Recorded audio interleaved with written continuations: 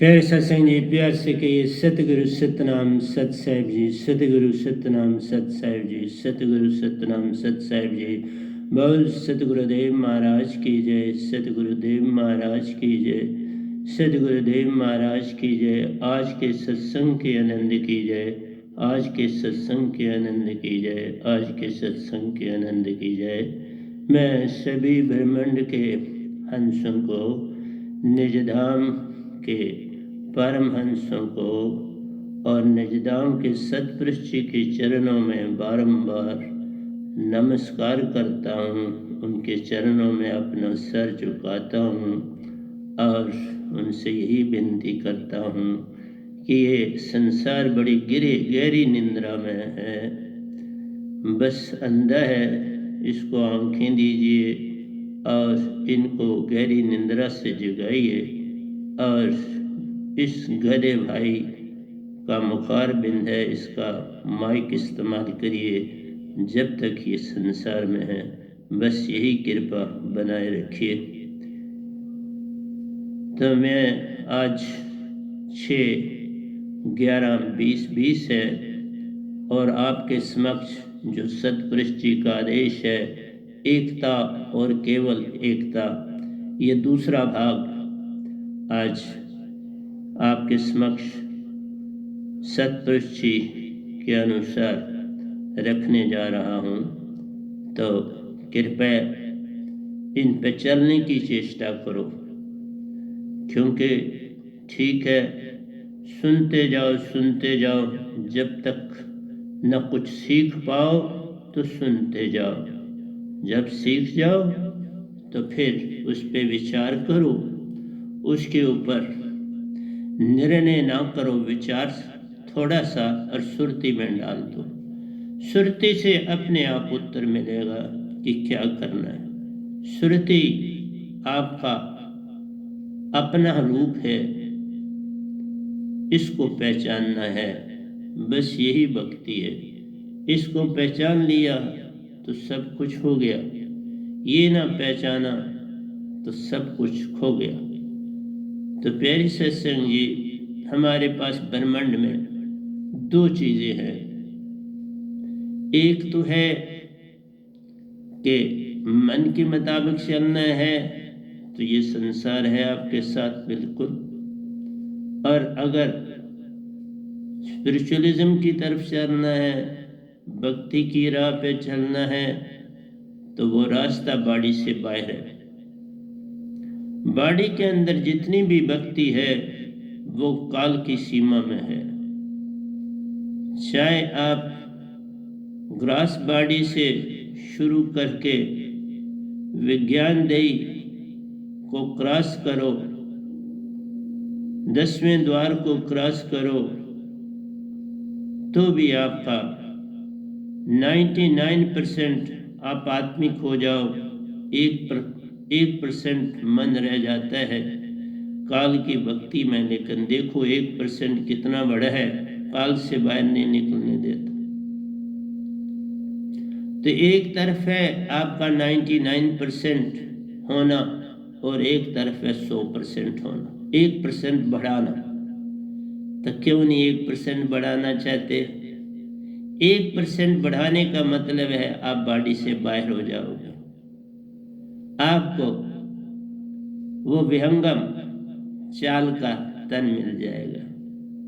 आप सूरत कमल जो सतगुरु का ही लोक सतपुरुष ने बनाया, उसका लोक निरंकार ने नहीं बनाया। निरंकार की सीमा 10वां द्वार है और उसके ऊपर जो 11वां द्वार है वो बेसिकली महाशून्य से आगे। इस तरह से तो दिखने में लगता है ये पास है, लेकिन ये महाशून्य से पार है। भक्ति की देखो क्या सीमा है, बस ऐसे ही लगता है 100 हाथ ऊपर है। 100 हाथ ऊपर का मतलब ही यही है कि ये लोग बिल्कुल निजधाम के पास। तो सतगुरु लोग सतपुरुष ने अपने साथ रखा है, इन 3 लोगों से ऊपर होता है, इसीलिए सतगुरु, क्योंकि उसका लोक इन तीनों लोगों से बहुत आगे। और हम सिर्फ आपको बोलते हैं 100 हाथ ऊपर जाओ, 100 हाथ ही बोलते हैं, लेकिन ये 100 हाथ आपको क्या पता है ये कितना बड़ा है, जो करोड़ों अरबों और खरबों मील से भी आगे है, ये 100 हाथ है तो तुम तक है। लेकिन एक ही बात तो करनी है, सारा संसार बुद्ध ने, ओशो ने, महावीर जी ने, जैन जी ने जितना कुछ किया वो सारा श्वासा के सीमा से आगे नहीं गया। उनका जोर कंडलूनी की दुनिया तक रहा जो 7वें चक्र तक जाती है। तो मेरा आपसे ये कहना है, सिर्फ क्योंकि आपने सतपुरुष के दायरे में दाखिल होना है तो सतपुरुष का शब्द चाहिए, आपने इस दायरे में रहना है तो निरंकार का शब्द चाहिए। वो ठीक है, आप ओम का इस्तेमाल करते हैं, राम राम का इस्तेमाल करते हैं, राधे राधे का इस्तेमाल करते हैं, तो ही निरंकार का जाप करते हैं, त्वांग तत्व का इस्तेमाल करते हैं, तू ही का इस्तेमाल करते हैं। ये सारे शब्द निरंकार के, जो हमारा शब्द है उसको हम बता ही नहीं सकते, बोला ही नहीं जा सकता, इसलिए उसको शब्द विदेह कहते हैं। जो लिखा ना जाए, बोला ना जाए, सुना ना जाए, सुनाया ना जाए, पढ़ा ना जाए, वह तो शब्द विदेह, इसलिए उसे शब्द लिखते हैं, शब्द नहीं। शब्द 52 अक्षर में रचियो संसारा, ता से आगे शब्द न्यारा। जो कोई पावे शब्द को, सुनता सतपुरुष बात, उसका ठिकाना सुरत कमल प्यारो, निज धाम के पास।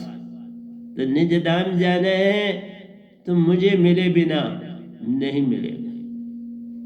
तुम ब्रह्मांड में 6 लाख गुरुआ भी कर लो तो बात नहीं बनेगी। सभी की मंजिल एक ही है, निरंकार।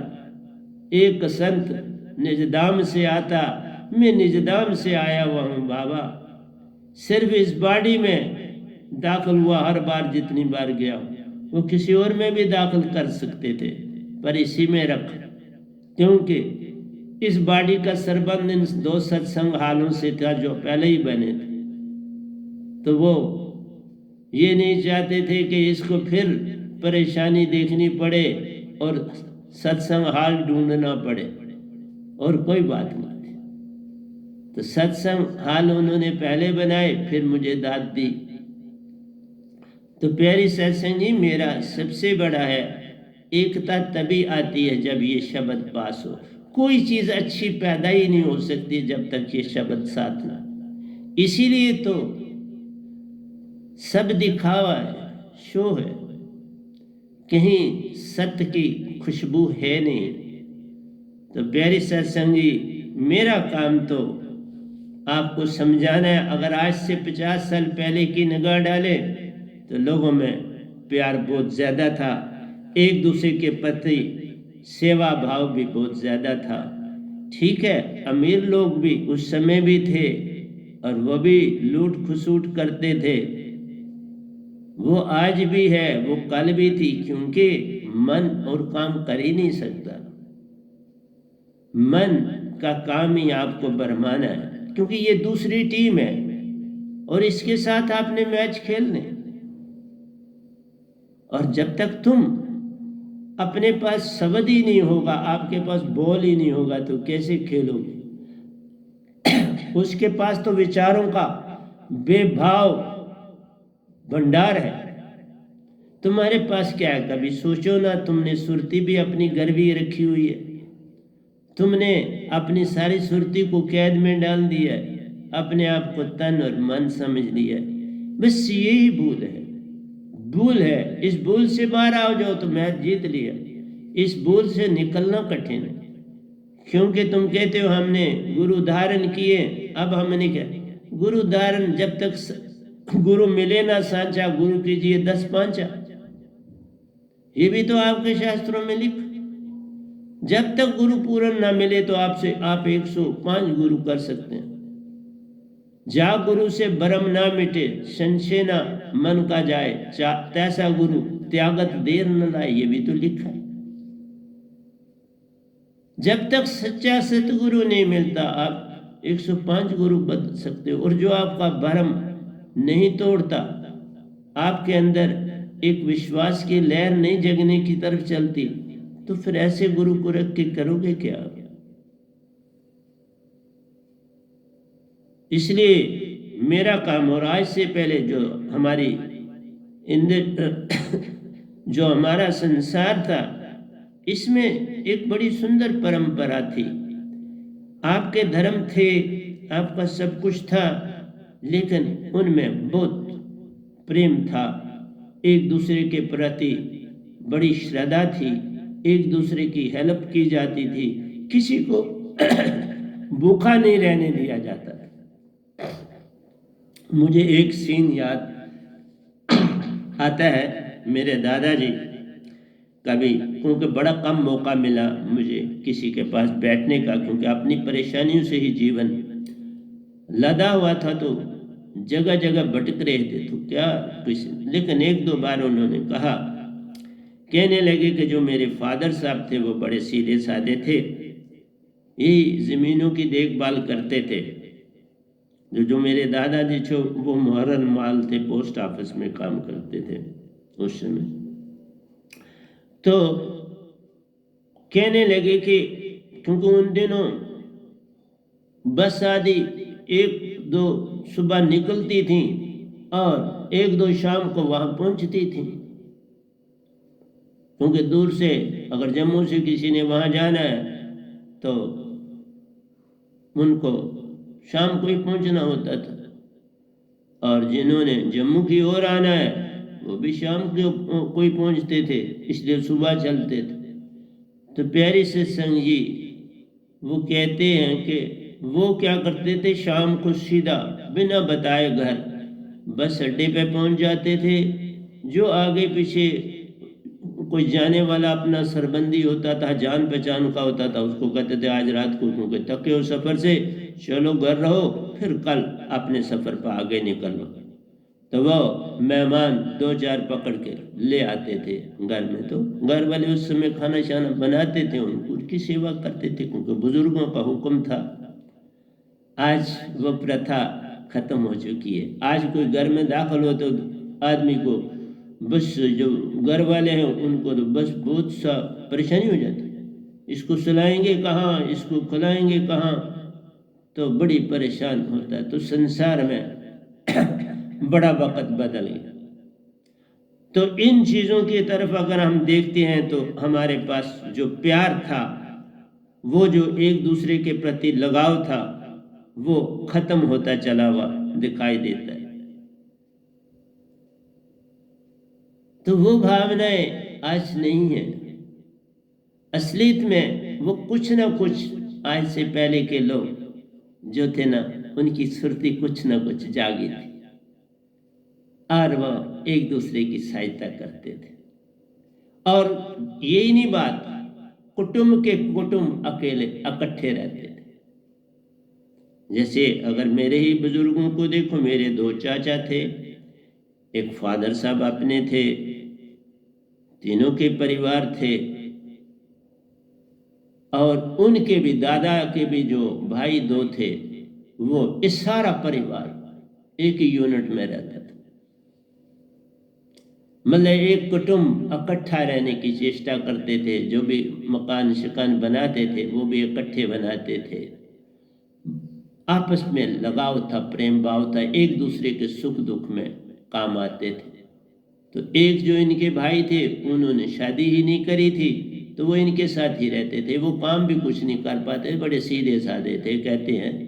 तो जब क्योंकि मैंने जब उनको दीक्षा दिया सबको, मेरे पास 71 पीढ़ियों को, तो वो उस समय आए, तो उस समय मैंने उनको अच्छी तरह देखा, और फिर मैंने अपने बड़े भाई साहब से पूछा कि ये जो पजामा ऊंचा रख के और बड़ी ढीली सी पगड़ी बांधने वाले ये कौन थे? तो उन्होंने कहा ये हमारे दादाजी के भाई थे। तो इस तरह से मैंने सारा सबूत दिए कि मैंने 71 पीढ़ियों को तारा है, उनको दीक्षा दी, आज भी दे सकता हूँ। लेकिन जिन्होंने मुझे देख लिया हुआ है, मिल चुके हैं और वो मेरे से नहीं दाद पाई, वो अगर शरीर तजते हैं तो उनको नहीं दे सकता जब तक उनके बेटे जो है वो ना जुड़े, जब तक उनके परिवार ना जुड़े तो उनको मैं मोक्ष नहीं दे सकता। और ये मोक्ष आसान नहीं है। मैं आपको बताऊं तो आप हैरान हो जाओगे, बड़ी बड़ी महान हस्तियां जिन्होंने शरीर त्यागे हुए वो भी मेरे पास आए, और उनमें से जो मेरे पास महान हस्तियां आए, धर्मदास जी पुंछ वाले आए, उनको मैंने दीक्षा दी और उन्होंने आगे सबूत भी दिया, क्योंकि वो जो उनके भगत थे उनमें प्रवेश भी वो करते थे, उनके साथ बातें भी करते थे, तो उनको बताया। फिर वो लोग भी मेरे पास आए पता करने के ये सच बात है, तो वो मैंने टाइम भी बताया, समय उन्होंने मुझसे ही पूछा कि वो आपके पास आए थे, मैंने बताया हाँ 5 मिनट कम थे, तो वो मेरे पास आए थे 3 बजने में 5 मिनट थे, तो वो उन्होंने कहा दीक्षा दे दो, तो मैंने उन्हें कहा मैं नहाए बिना दीक्षा देता नहीं हूँ, क्योंकि मैं 3 बजे पूरे नहाता था। तो मैंने कहा हाँ मैं सिमरन कर लो, तुम पकड़ लो। उसने पकड़ लिया, क्योंकि बड़े भक्तिवान वाले जो होते हैं उनको 1% जो ठीक करना होता है वो बस मिलते ही सतगुरु से पा लेते। तो इस तरह से महान हस्तियाँ आई, मैं उनका नहीं लेते, क्योंकि उनके लाखों अनुयायी हैं, तो करोड़ों भी कईयों के हैं, तो वो मेरे पास आए हैं, तो आप उनके विषय में आपको क्या बताओ, क्योंकि आप रूढ़ावादी हो, आप उल्टा कहोगे, झूठ मारते हैं। इसलिए मैं ये जरूर कहता हूँ महान हस्तियां मेरे पास आई, पता चल जाता है ब्रह्मांड में कोई पूर्ण संत आ गया और उनको पता चला और वो मेरे पास भागे हुआ है। इसलिए तुमने अपने आप को बचाना है तो 1% और पाना है, लेकिन जो बिल्कुल ही संसार में 1% उसका जो शास्त्र में जाता और आता है वो 99% है। जैसे योगेश्वर जो 6 हुए, ये 99%। योगेश्वर तभी बनता है जब 99%, चाहे वो एक ही विधि का मालिक होता है, लेकिन वो उस विधि में पूर्णता उसने हासिल की होती है, वो 99% तक पहुंचता है, तो उसको फिर योगेश्वर माना जाता है। जब पहले एंटर होते हैं तो वो 75%, जैसे गोरखनाथ जी 75 थे तो उन्होंने चीज पा ली थी, क्योंकि उनका पहला चक्कर था। जो पहला चक्कर है वो उतना शक्तिशाली नहीं है, क्योंकि वो तुर्यावस्था है, और उसके बाद तुर्यातीत में जाते हैं जो उसमें उससे आगे होते हैं। तो मैंने बताया 75 है, फिर 90 है, फिर 95 है, फिर 98 है, और फिर 99। तो शास्त्र तक साथ साथ आते हुए आप 99 होते हो। तो उसमें हमारे 3 देवता फल करते हैं, तो उसी में ये योगेश्वर भी फॉल करते हैं। योगेश्वरों में राम जी भी आ जाते हैं, कृष्ण जी भी आ जाते हैं, और ये गदाबाई भी जो आपके सामने बैठा है ये पहले योगेश्वर बना, और उसके बाद मैंने योगेश्वर बन के भी कुछ नहीं चाहा, कुछ नहीं। उन लोगों के शास्त्र के मैंने कई चक्कर काटे हैं, लिमिटेड, जिनकी भी गिनती नहीं। तो उसके बाद मैंने कुछ नहीं पसंद किया, फिर निरंकार को मुझे सतपुरुष को सौंपना पड़ा। ये प्रथा है, लिखी हुई है। ये जैसे बाण बना है कि जो निरंकार की सीमा में प्रकाशता पर पहुंचेगा और कुछ नहीं चाहेगा, फिर कुदरती है उसको सतपुरुष लेगा, क्योंकि उसको सतपुरुष ने लेना ही पड़ता है कि अब उसकी कोई ख्वाहिश ही नहीं रही। मेरे हाँ अंदर वैसे भी सच बोलता हूँ, कोई ख्वाहिश नहीं किसी किस्म की। ये भी नहीं मेरे साथ कोई बड़े शिष्य बने, नहीं। अब तो मैं दीक्षा भी अभी नहीं दे रहा हूँ। ये नहीं कि कोरोना के कारण नहीं दीक्षा दे रहा हूँ, मैं दे सकता हूँ, 1-1, 2-2 को बुला के दे सकता हूँ, पर अभी दीक्षा नहीं देता हूँ। मैं कहता हूँ मेरे प्रवचन सुनो और उनसे जागने की चेष्टा करो, उनसे समझने। जब मैं देखूंगा मैं बुलाऊंगा, अगर तो मेरे को लगेगा कि ये कुछ ना कुछ जागने की तरफ चल रहा है, फिर दीक्षा दूंगा। अब ऐसे दीक्षा नहीं दे दूंगा, जो सीधा आ जाएगा वो दीक्षा बंद है। चाहे मेरी थोड़ी संगत है, परंतु बहुत ऊंची संगत है। बादशाह तो एक होता है, बहुत ऊंचा होता है। इसी तरह वजीर एक होता है, बहुत ऊंचा होता है। सिपा सलार होता है, एक होता है, बहुत ऊंचा होता है। मेरी संगत कम है, लेकिन सब बहुत महान बादशाहों की तरह सारे, सबके अंदर वैसी ऊर्जा जागी हुई है। वो इतनी तगड़े जर्नल हैं, वो अब सिपाही नहीं कोई रहा, कोई कैप्टन नहीं रहा, वो सीधे जर्नल है। अब जर्नल उनको बना दिया, तो जर्नल बन गए तो वो काम कर रहे हैं अपना अपना। ये नहीं है कि हम लोगों को परस्यू करेंगे, नहीं, जो जागना चाहेगा उसको जगाएंगे और वो भी हम तान लेंगे। ऐसे नहीं, आर्मी में जाते तो आपका बड़ा सख्त इंटरव्यू होता है, बड़ा सख्त आपकी ट्रेनिंग देखी जाती है, चेक किया जाता है हर ढंग से, ये आर्मी के लिए फिट है, इसे पहाड़ियाँ चढ़नी है, दौड़ना है, इसे हर चीज़ करनी है, भूखे रहना है। ऐसी बात कर सकता है तो आर्मी में ले लेते। वही बात है, जो स्पिरिचुअलिज्म में आगे बढ़ सकता है उसको मैं लूँगा, जो नहीं बढ़ सकता तो उसको लेके क्या करूँगा। तो प्यारी सत्संग जी, मेरा यही कहना है कि हमने अपने वातावरण का भी ध्यान रखना है। भक्ति का अर्थ नहीं का अपना नहीं, ये जो नेचर है, फ्लोरा एंड फाना है, ये आपके दरिया है, ये आपके पहाड़ है, इनके भी ख्याल रखना। अगर आपने कहीं रोड बनाई है, जितनी आपने रोड से दरख्त काटे हैं उतने दरख्त लगाओ, जितना आपने पहाड़ों को काटा है उतना उन एरिया में फिर दरख्त लगाओ। मीन्स प्लांटेशन जितनी बढ़ेगी उतने पहाड़ आपके कंजर्व रहेंगे, उतना आपका वातावरण। अभी देख लीजिए, जैसे आता है कि दिल्ली का वातावरण कितना खराब हुआ है, और वहाँ देखो, और दिल्ली सबसे बड़ी जो है हमारी राजधानी है, कैपिटल है, और सारे के सारा जो स्ट्रक्चर है वहीं रहता है। मैक्सिमम जो मिनिस्टर हैं वहाँ रहते हैं, कोर्टों के जज वहाँ रहते हैं बेचारे। तो अगर उनको ऐसा एटमॉस्फेयर देंगे तो बड़ा मुश्किल हो जाए। इसलिए मेरा कहना है कि हमने एनवायरनमेंट का भी ध्यान रखना है। यूनिटी का मतलब होता है, एकता का मतलब होता है हर चीज़ का ध्यान रखना। हमें बाकायदा कमेटियाँ बनानी चाहिए, हमें उनमें मेंबरशिप करनी चाहिए जो इन सब चीज़ों की देखभाल करे, और वो लोग संपन्न होने चाहिए ताकि उनके रोजी रोटी का मसला ना हो।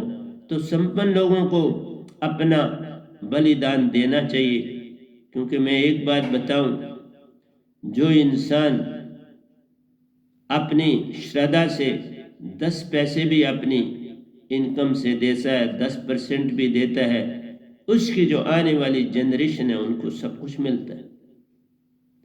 तुम्हारा कोई चीज निष्फल नहीं जाती, सेवा कोई कभी निष्फल नहीं जाती। ये सिर्फ आपको पहले बलिदान देना पड़ता है, बड़ापन शो करना पड़ता है, अपने अंदर से आपको जो है वो बड़ापन बाहर लाना पड़ता है। फिर देखो कि कितना आपको सुख और संपदा मिलती है, और वो सुख और संपदा जो आपके आने वाली जनरेशन्स होती हैं वो पाती हैं। इसलिए अगर तुमने कुछ बीजना है तो बीज लो बीजने वालों के, रुत आई बीजने दी। ये जो सच्ची दात आती है, ये बीजने का समय आ जाता है। हर मौसम के अपने अपने मुताबिक आप बीज बोते हो तो बीज बोलो। इस समय संसार बड़ी परेशानियों में है, उनकी सहायता करो, उनकी मदद करो और उनको भी उठाने की चेष्टा करो। तो प्यारी सत्संग जी, ये बीज बोझने का मौका है। अपने सारे लोगों का ध्यान रखो, जानवरों का ध्यान रखो, उनके फॉरेस्टों का ध्यान रखो, उनके रहने का, उनके खाने का भी देखो, और फिर फ्लोरा एंड फाना जो आपकी प्लांटेशन है उसका ध्यान रखो, दरियाओं की सफाई का ध्यान रखो, उनमें गंदगी न डालें, उनमें कूड़ा करकट न डालें, उनको स्वच्छ रखें, वो आपका पानी है। इसी तरह हवाओं को साफ रखने के लिए प्लांटेशन मैक्सिमम टू मैक्सिमम करें। तो प्यारी सत्संग जी, हमने अपने आप को भी चलाना है, अपनी सिविलाइजेशन को भी बचाना है, अपने एनवायरनमेंट को भी ठीक ठाक रखना है। और ये सब जब रखते हैं तो फिर हम नहीं कह सकते कि सियाद के काबू है में है सब संसार। काल के दायरे में सब संसार बंधा, जरा बाहर निकलो और उसके इस जंजाल से, वो तो आपको माइजर बनाता है, वो आपको कंजूस से कंजूस बनाने की तरफ ले जाता है। इसलिए उनसे बाहर निकलो। जब उनसे बाहर निकल जाओगे तो फिर देखना क्या कुछ मिलता है। तो ये आप तक है, आप क्या चाहते हो, क्या करना चाहते हो। तो लाइफ को आपने क्या बनाना है कि किसी दूसरे के काम आओ, फिर ये आपके जो आपस के झगड़े हैं ये भी खत्म हो जाएंगे, आपस में वैर विरोध खत्म हो जाएगा। एक भाईचारे की लहर, अमीर गरीब छोटा बड़ा एक दिखे, और अपना यूनिट है, कभी 3 महीने में 4 महीनों में सभी इकट्ठे हो, आपस में इकट्ठे हो के चाहे वो खाना बना के सभी धर्म के इकट्ठे खाना खाओ। तो कुछ ना कुछ ऐसा करना चाहिए जिससे यूनिटी इन डाइवर्सिटी, हम बिखरे हुए भी हों, क्योंकि वो फुलवाड़ी बहुत सुंदर लगती है जहाँ गुलाब भी हों, जहाँ चमेली भी हो, गुट्टा भी हो, हर तरह का फूल जिस बाग में होता है वो बाग बड़ा सुंदर होता है। इसलिए ये सुंदर बाग है, ये संसार एक सुंदर बाग है, इसको बनाए रखो। इसको जितना आप ध्यान से बनाओगे फिर झगड़े कहाँ रह जाएंगे, फिर वैर विरोध कहाँ रह जाएगा, किसका झगड़ा किसके संग। तो हर चीज समाज के साथ मिल के, बल्कि अगर शादी भी किसी ने करनी तो उसका भी आगे पीछे सबको पता होना चाहिए कि ये, ताकि कल को ये झगड़ा उत्पन्न ना हो। हमें कोई चीज चोरी छुपे नहीं करनी चाहिए, चोरी छुपा कोई भी जो है वो अवगुण, तो गुण में रहना है तो चोरी से मत करो। मैंने ये भी बताया था कि हम अपना पैसा इस्तेमाल करें, उसके इस्तेमाल से लोगों को लाभ होगा और उससे देश का भला होगा, पहले अपने गांव का भला होगा। क्योंकि अगर आप पैसा खर्चते हैं तो गरीब लोगों को काम मिलता है, और जब उनको काम मिलता है तो वो भी संपन्न होने की तरफ चलते हैं। जब आप दबा के रखते जाएंगे, पैसा रखते जाएंगे, तो गरीब कैसे उठेगा। इसलिए इकोनॉमी का भी ध्यान रखना है कि ये इकोनॉमी फूले और फले, इसके फलने से देश का फैलाव होता है।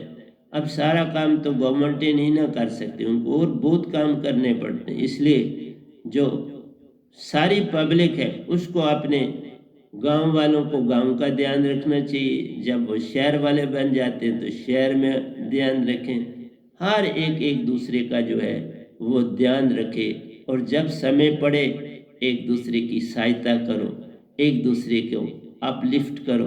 अब किसी का, लेकिन ये सब बातें मैं एक बात बोलूं, इस दात के बिना नहीं आती।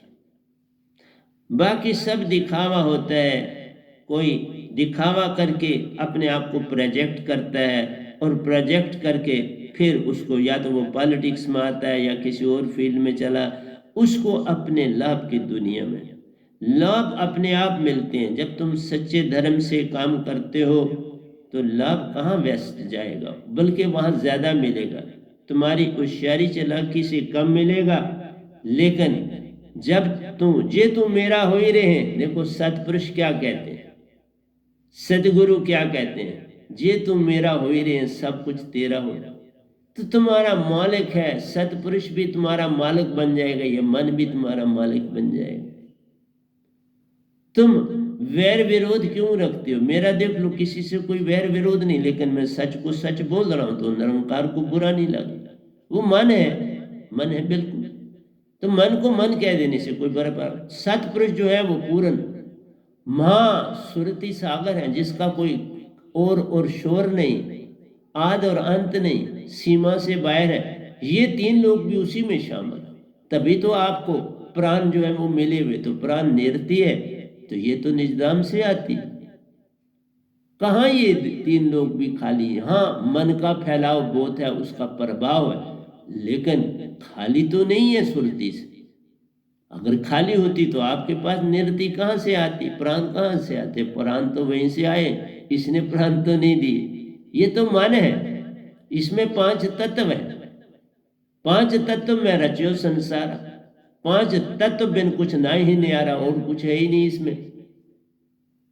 ये 5 तत्व इनमें से निकलते हैं, इन्हीं में समा जाते हैं, उन्हीं का सारा फैलाव है। और उसी से क़यामत होती है। जब ये सुन महागोला बन जाता है, सारे तत्व इसमें समा जाते हैं, तो क़यामत आ जाती है। फिर ये गोला अपने समय के बाद फिर फैलता है, सारा कुछ फैलता है। उसी तरह 3 लोग विस्तार में आ जाते हैं, सब चीज़ें फिर पहले सबसे बाद पहले पवन बनती, फिर अग्नि डेवलप होती है, फिर आपका जल बन जाता है, फिर आपका धरती बनना। तो ये सारी चीजें जो हैं इसी में निरंकार में समाई। इसलिए सुन तत्व में रहता है, सुन में ही हर काम करता है, और आपकी सुषुम्ना में भी आके यूनिट माइंड में आके बैठता है। इसलिए हमने अपने आप को सारे यूनिवर्स से प्यार से जोड़ना है, ताकि हमारे देश की अगर किसी दूसरे से कोई लड़ाई या जंग हो जाती है तो उससे में बड़ी बर्बादी होती है और हमारी डेवलपमेंट रुकती है। वही पैसा लोगों की वेलफेयर के लिए लगे, वही जंगों में खर्च हो जाता है, गोले चलते हैं, ये तो वो सारा कुछ। तो उसमें क्या है, इतनी फौज बढ़ानी पड़ती है, वो भी खर्चा पड़ता है ना गवर्नमेंट को। तो कहाँ से लाएंगे, आप ही की इनकम से वो लगाना पड़ता है। समय का उपयोग सही करो। दिन में आपके पास 6 घंटे आप सोते हो, 2 घंटे बाकी जो आपने आप को तैयार श्यार करते हो निकलते हो, 8 घंटे तो इसमें जाते हैं, 16 घंटे आपको मिलते हैं।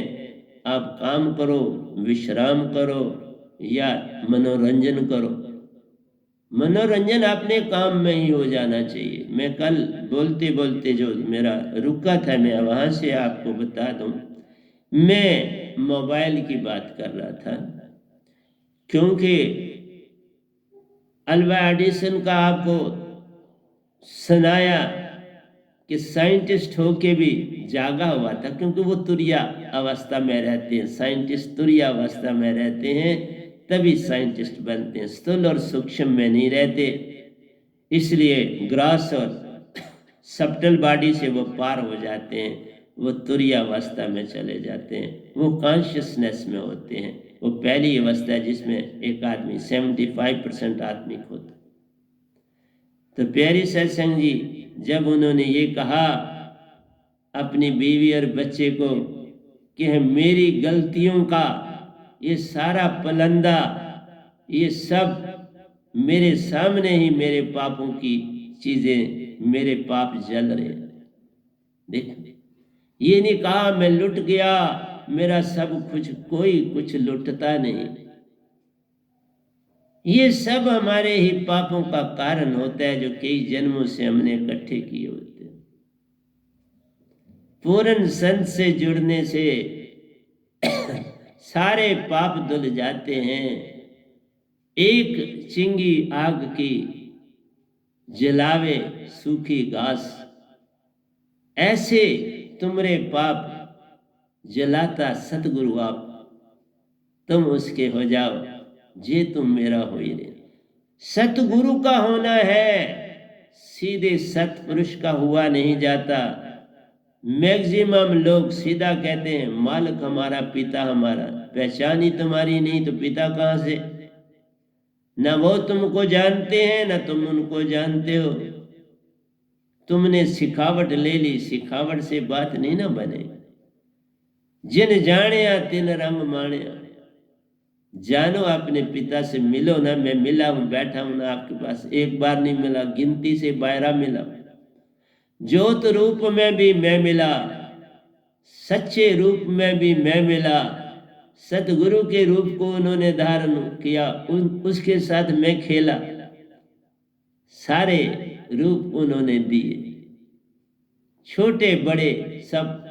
उस महासागर, एंडलेस सागर में भी समाये हुए मिले। फिर बहुत बार गया तो वो महासागर में समाये थे, और मैं ओशो जी के साथ निकल के यात्राएं की। एक बार जाके बैठा तो एक रैफ्ट जैसी चीज में कबीर साहब भी बैठे थे, रविदास जी भी बैठे थे, बाबा नानक भी बैठे थे, मीरा जी भी बैठी थी, और मैं उनके सामने चौकड़ी में बैठा। तो प्यारी सत्संग जी, जिन जाने तिन रंग माने, जो जानेगा सो पार है, बिन जाने फिर क्या है, इसरार है, इस किनारे पे रह जाओगे। वही बोला था, एक कदम सत्य का जब तुम उठाते हो, पूरा ब्रह्मांड तुम्हारी ओर झुक जाता है। एक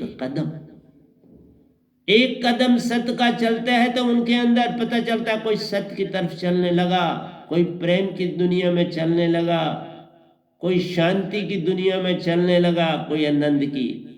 संगासन हिलना, इसी को कहते इंद्र का संगासन हिला, पता लगा बाबा कोई जागने की दुनिया की तरफ चल रहा है।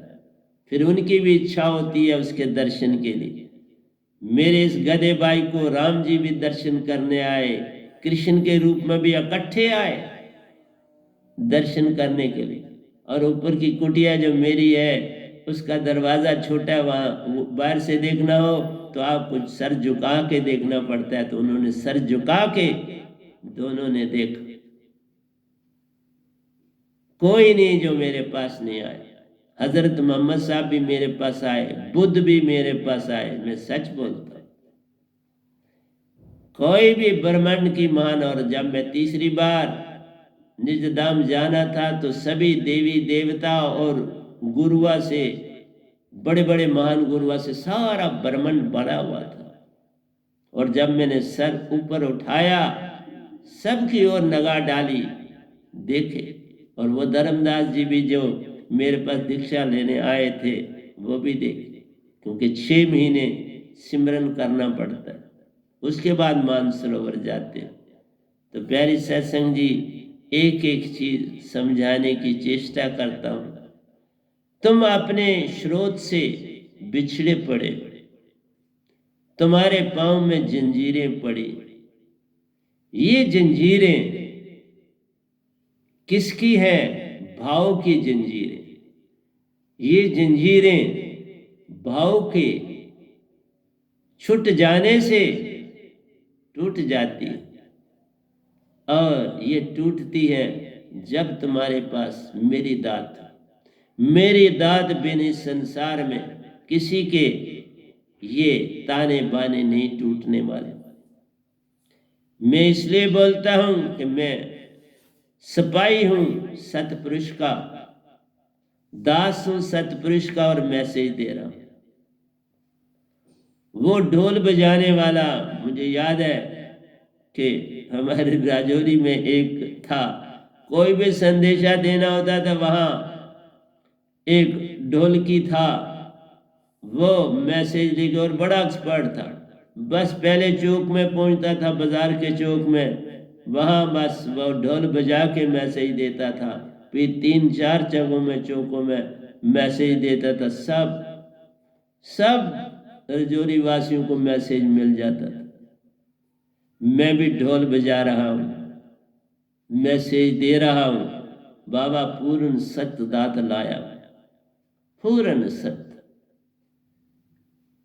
बिल्कुल शुद्ध देसी घी है, कोई मिलावट नहीं। संसार की तरह नहीं दे रहा हूं। जो जितनी एडवर्टाइजमेंट करता है उतना उसमें गंद होता है, उतना उसमें धोखा होता है। सत्य के मार्ग में अब समझो तो तुम्हारी मर्जी है, मैं थोड़ा कुछ कहता हूं। मेरा काम है आवाज देना। तुम मुझे झूठा कहो, जो कुछ कहो। मैं एंट्रेंस पढ़ाता था तो शुरू में तो लोगों ने कहा झूठा, लेकिन जिस समय बच्चे पढ़ के बनने लगे, 100% रिजल्ट आने लगे, तो फिर दुनिया चौंकी।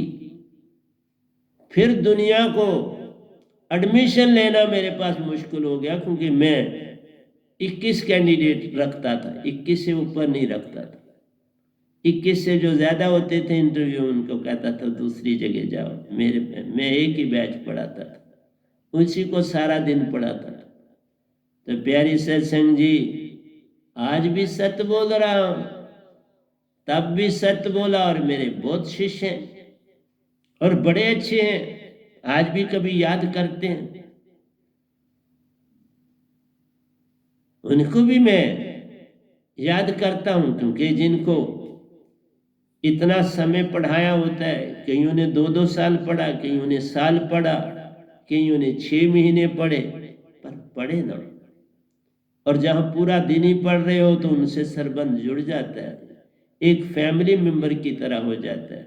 इसलिए मैं कहता हूँ कि सारा विश्व एक फैमिली बने। और मैं अभी आपको ये बताता हूँ, ये साइंटिफिक इन्वेंशन है, इनके लाभ भी है, लेकिन ये संसारी लाभ है, रूहानियत में बड़ी बाधा है। रूहानियत से इंसान टूट रहा है, सत्य से दूर भाग रहा है। अब बच्चों को भी तुमने मोबाइल थमा दिया, अब हर बच्चे के पास मोबाइल है, क्योंकि अब जो है एजुकेशन थ्रू मोबाइल दी जा रही है। बल्कि मैं आपको कह रहा हूं, इससे ब्रेन ही खत्म हो जाएंगे, ये ब्रेन के सेल डिस्टर्ब हो जाएंगे। इनका बड़ा अपना सिस्टम है, किस चीज को कैसे याद करना है, किस चीज को कम ध्यान देना है, किस चीज को ज्यादा ध्यान देना है। बहुत सी चीजें ऐसी हैं जो अभी तक साइंटिस्ट नहीं जानते। इसलिए ये जो एंटीने लगे हैं ये बड़े डेंजरस, इनकी वेव्स इतनी तीखर है, इतनी तीव्र है कि ब्रेन के सेल इनके आगे नमस्तक हो जाते हैं, झुक जाते हैं, उन पर बड़ा बुरा असर पड़ता है। रात को वेव्स का कितना प्रभाव पड़ता आप सोच भी नहीं सकते, जो उन एंटीनों के नीचे सोते। जैसे जैसे एटमॉस्फेयर में आप सोते हो वैसा, जैसे दिल्ली में देख लो कोरोना फिर कितना तेजी से फैल गया, सवाई देख लो, क्योंकि वहां की हवा अशुद्ध हो गई और कोरोना के जो बैक्टीरिया तेजी से फैलने लगे, वो डाउन हो गए, वो जमीन की सतह की तरफ चलने लगे। तो उससे आपको जहां जो सांस तो लोगे ना, तो उसमें से भी वो पहुंच जाते हैं आपके कमरों में, आपके दीवारों के साथ, सब जगह कोरोना के अगर बैक्टीरिया पहुंच गए तो वो आपको तो बीमार करेंगे ना। इसलिए मेरा जो शब्द है इसमें इतनी तीव्रता है कि कोई चीज इसकी तुम्हारी बॉडी में दाखिल नहीं हो सकती। ये इतना एनर्जेटिक, इसका एंटेना इतना स्ट्रांग है, पर ये डेवलप करता है ये, क्योंकि ये सुरती ही अपनी चेतन करता है, और सुरती चेतन हुई तो आपका ब्रेन चेतन हो। अब ब्रेन भी सुरती के मुताबिक काम करता है, मन के मुताबिक नहीं करता। मन बुद्धि चित्त अहंकार छोड़ देते हैं मन का कहना और सुरती का मानना शुरू कर देते, और सुरती इनको फिर चलाना शुरू करती। इसलिए प्यारी सत्संग जी, सतगुरु को जान लेना अति आवश्यक है। आगे तुम्हारी मर्जी है ना बाबा, तुम क्या करते हो। एक दूसरे की सहायता करनी है, एक दूसरे को अपलिफ्ट करना है, एक दूसरे के साथ मिलजुल के चलना है, ताकि उनके दुख दूर हों और वो भी खूब मेहनत करें। दुख जब आता है तो मेहनत भी छूट जाती है काम करने की तरफ, फिर उनको बुराइयों की लत लग जाती। कामना idle brain is a devil's workshop बोलते हैं। जो आइडल हो जाएगा उसमें शैतान का काम बढ़ जाएगा, वो शैतानी की तरफ, चोरी की तरफ, बुरे कामों की तरफ चलना शुरू हो जाएगा। क्या करेगा, रोटी खानी है तो वो कहेगा मर जाना इससे अच्छा है, जेल जाना अच्छा है, चलो ट्राई करते हैं, मत कुछ हाथ आ जाए। हम सब दुख सह रहे हैं कि हमें ना इल्मी है इन चीजों की, इन तीनों को तुम नहीं जानते।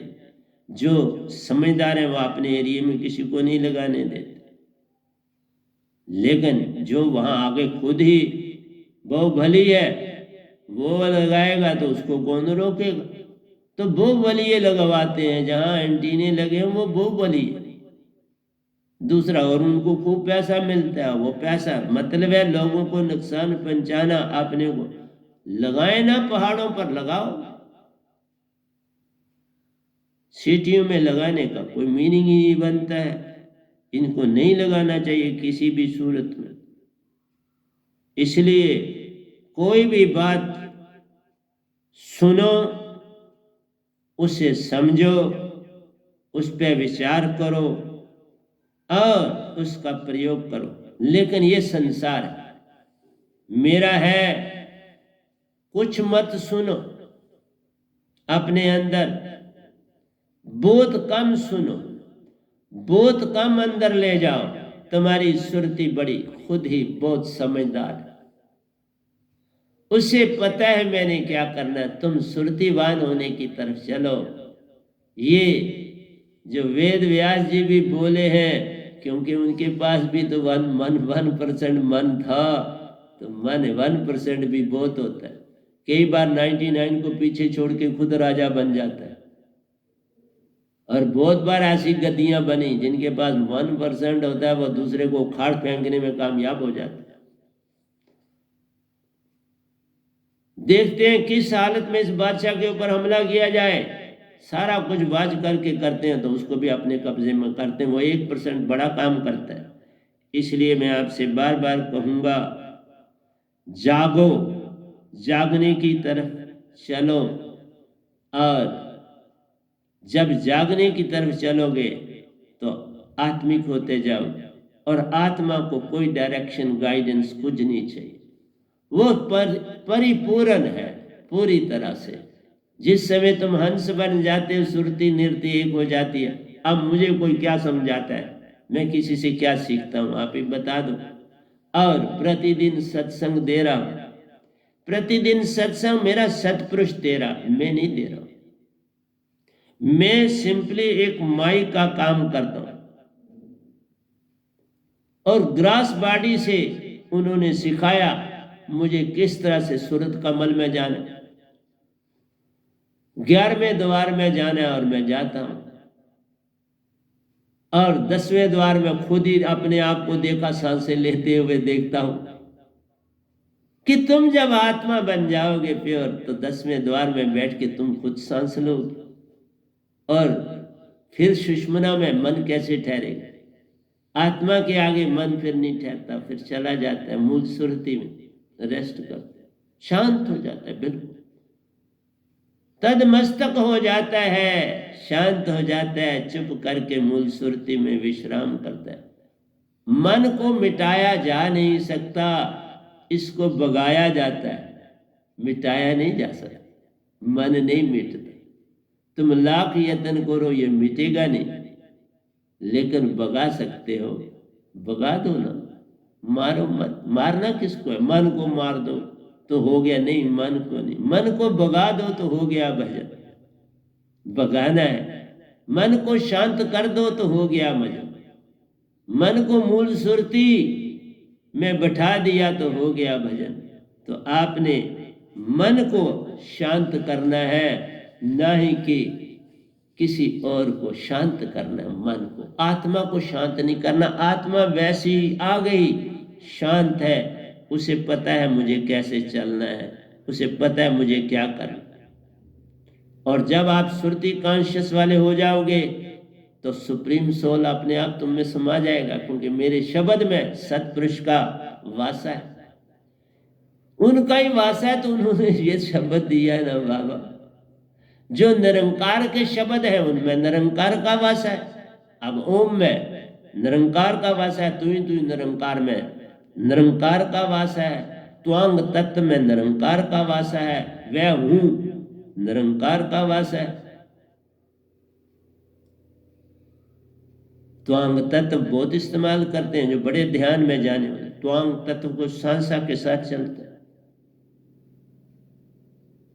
वह हूं जो है वो भी श्वासा के साथ चलता है। इसका मैंने इस्तेमाल पहले किया, निरंकार की सीमा में मैंने इसका इस्तेमाल किया, 8 साल किया इसका इस्तेमाल, और इससे बड़ी उन्नति करी। मैं हर चीज बता रहा हूं, कोई चीज आपसे रोक नहीं रहा, लेकिन उसमें काल में रहोगे, तुम काल से बाहर नहीं आ सकते। और हमारी 2 प्रकार की एनर्जी है। एक एनर्जी है जो स्कैटर्ड फॉर्म है, एक एनर्जी जो है वो ऑर्गेनाइज्ड फॉर्म है, बिल्कुल उसको। तो जो स्कैटर्ड फॉर्म में एनर्जी है वो मन की एनर्जी है। जैसे आपको काम, क्रोध, लोभ, मोह, अहंकार उत्पन्न होता है,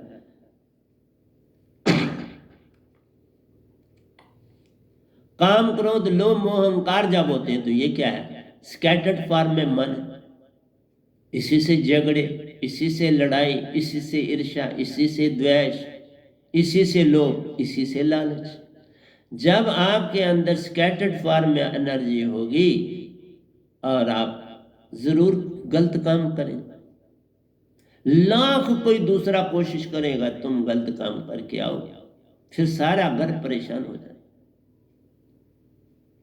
इसलिए डिसऑर्गेनाइज्ड एनर्जी से तुम्हें कभी कोई लाभ नहीं हो सकता।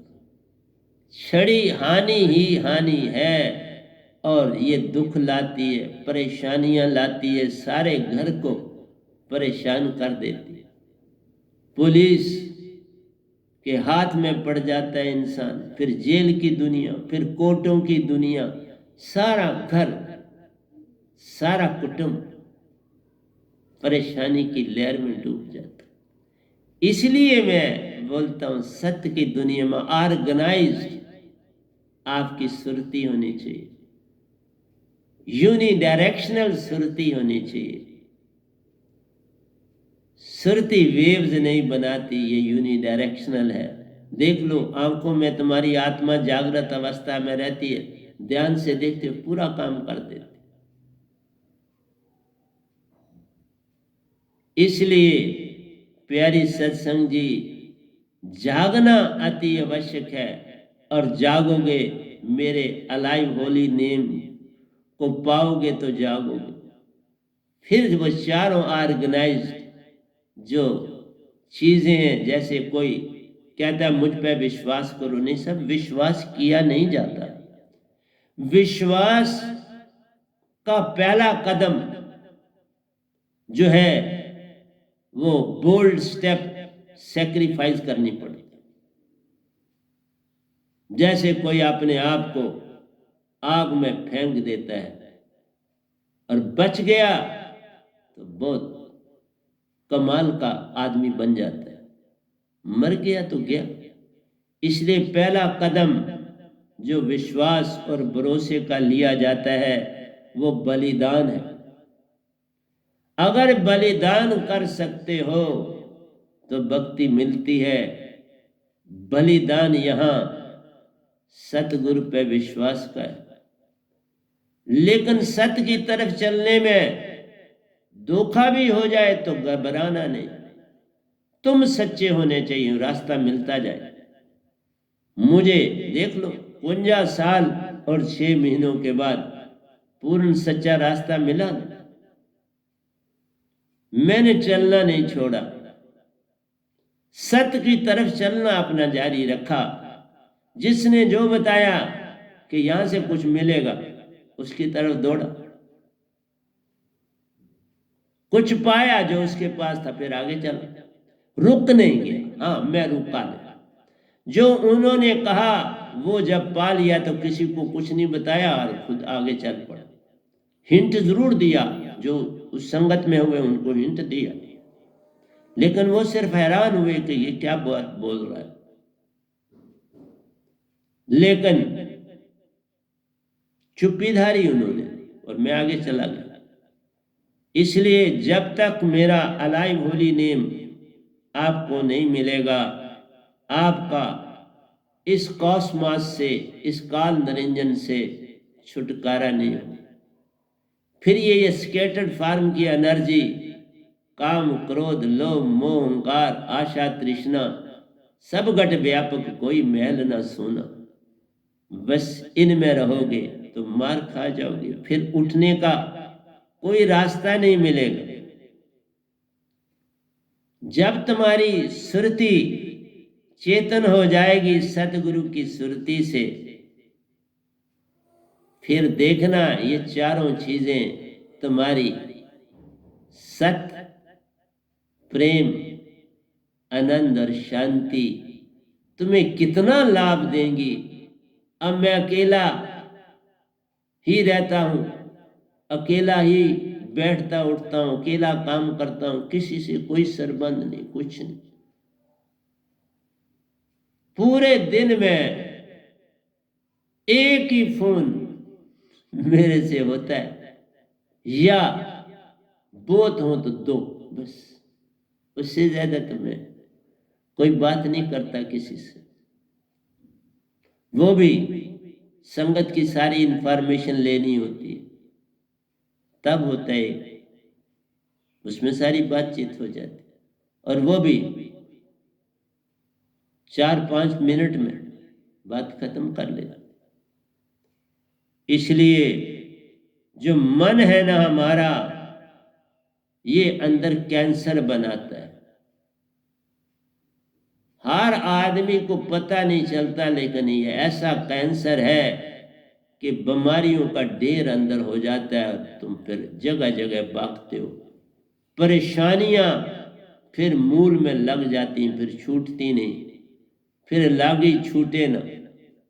ये वही है, तुमने मन से प्रेम किया तो उसके पास बीमारियां और दुख। शराब पीते हो तो आपको मदहोशी मिलती है, तुम कहते हो बस बहुत अच्छा है। सुरूर आता है, मदहोशी आती है, और उसी में पागल होके पड़े रहते हो, कोई काम के नहीं रहते।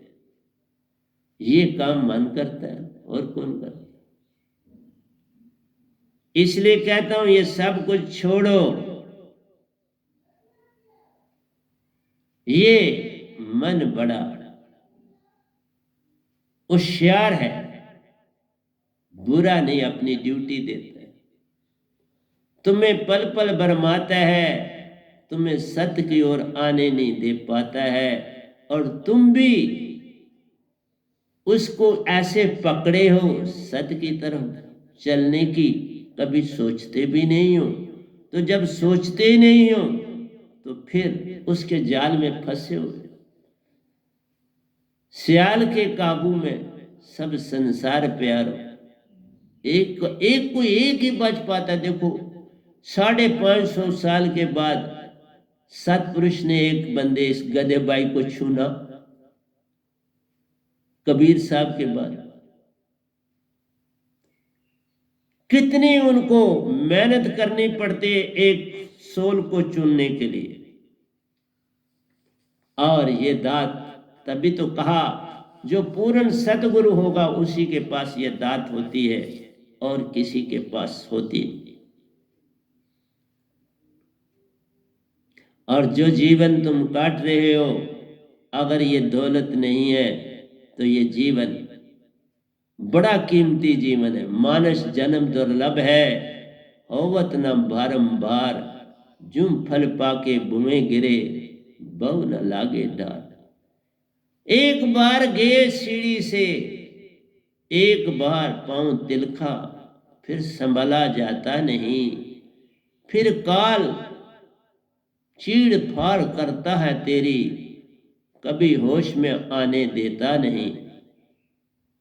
अगर एक बार जो मेरा मैसेज जा रहा है संसार को सुन लोगे तो पार हो, नहीं तो सुने तो एक बताऊं, कभी सोचना कि कितने चावल के दाने बचपन से 70 साल तक खाए तुमने, कितने कनक के दाने तुमने खाए, कितने दालों के दाने तुमने खाए, कितने सेबों के पीस तुमने खाए,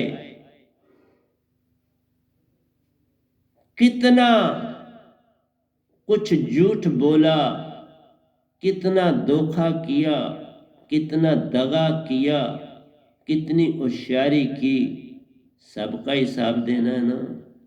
फिर मनुष्य देह बार बार कैसे मिलेगा? रे बाबा, पूरी क़यामत में सिर्फ 500 साल तुम्हारे हिस्से में है। 8 अरब और 64 करोड़ सालों में 500 साल ही तुम्हें दिए जाते हैं एक क़यामत में, और उन 500 साल में तुम्हारे 7 जन्म होते हैं। 7 बार ही, चाहे 4 बार एक क़यामत में मनुष्य बनो और 3 बार सितरी, दूसरे में 4 बार सितरी और 3 बार मनुष्य, 7 मिलेंगे। सोच लो 8 अरब और 64 करोड़ साल में, और फिर भी तुम जागना नहीं चाहते, अकड़ के चलते हो। तो क्या करेगा? रात कटती नहीं, दिन आता नहीं, ये क्या हो गया? कुछ भी बाता नहीं।